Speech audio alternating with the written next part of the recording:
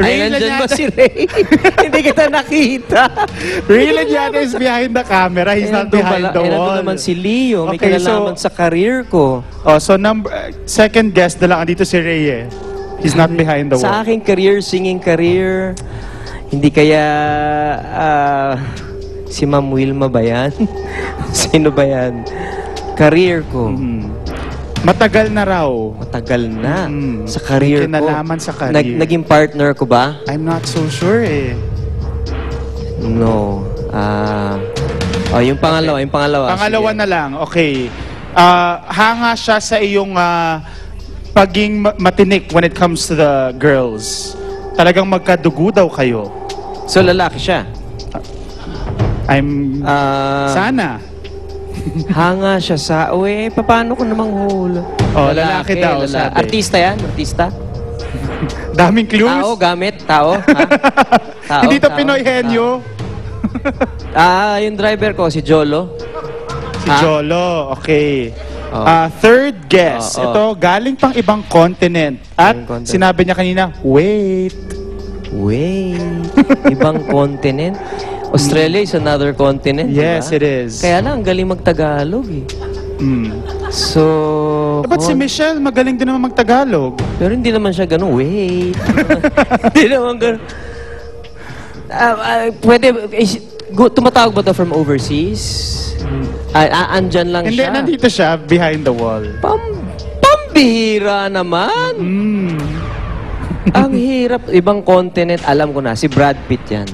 Brad, yeah. Brad Pitt. He always watches the show. Oh, si Brad Pitt. Wala, I'm sorry. I am absolutely clueless. Okay, so he's clueless. So it's time to reveal sino ba ang ating mga special informants. Graphics, please.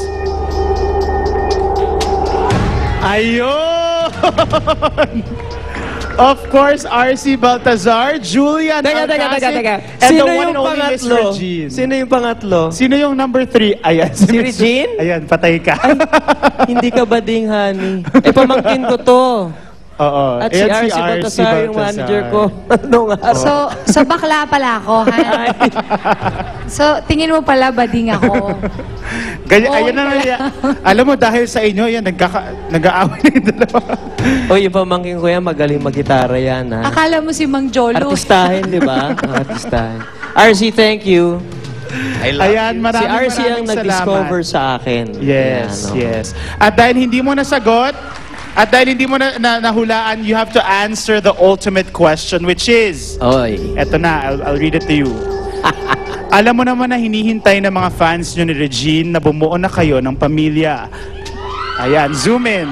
Pero, totoo bang lingid raw sa kaalaman ng publiko, muntik na kayong mag-adopt ng isang baby recently, pero naudlot daw ito nang malik ito sa ilang miyembro ng press. Were you planning to adopt? Were you gonna do an Angelina Brad? Pinag-usapan ba natin yun? Actually, no eh. Hindi naman namin napag-usapan formally or even... it's just that siguro because Regine was really very helpful with Jason. Naalala niyo si Jason. Na-feature namin yung story niya here. Inaruga. Tama ba yung word ko? Naaruga niya si Jason. Siguro na parang akala nila we were already bent on adopting a child. You know, it's not a bad idea to do that. I think it would be nice. It's just that it's a serious matter. Those things have to be really talked about. And pero hindi namin napapag-usapan. May plano ba, you think? Ang plano namin, kasi meron na kaming George, hindi ba? Yung aso namin. Oo. So, tapos si John, yung isang aso, sana mabuo namin yung Beatles. So, hinahanap namin si Ringo Starr. Okay. So, animals, dadami pa, pero human beings, wala munang plans. Thank you so much. Thank you, so Raymond. much. Huwag Do niyo you want to kalimutan. thank anybody or gigs or anything?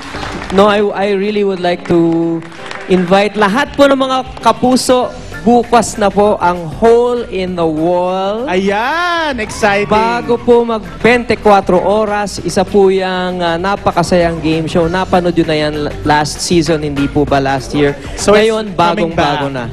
Coming back, Hole in the Raymond, Wall. sana makalaro ka. Hindi ako kasya dun sa... Hindi, kasya ka doon.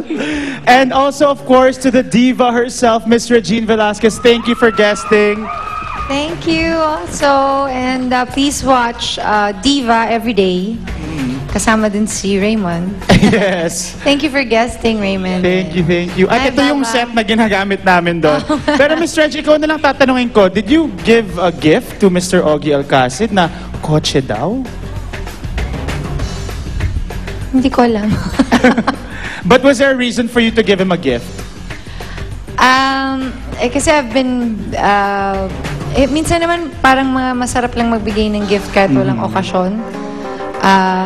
Kasi medyo guilty ako kasi hindi ko siya naaalagaan lately. Kasi lagi ako nagtitaping. Pangkabuhayan showcase. So, Walang problema naman yun. Kasama mo naman si TJ, tsaka si Mark. Ayan na. Diba? inggit ka? Oo. Thank you so much. Thank you Thank you, so much. Raymond. Singer-songwriter Mr. Ogie Alcacid. Of course, abangan po ang story ng broken heart ng ating kapuso. Susunod na po Angelica de la Cruz. Magbabalik pa po ang Showbiz Central. Stick around.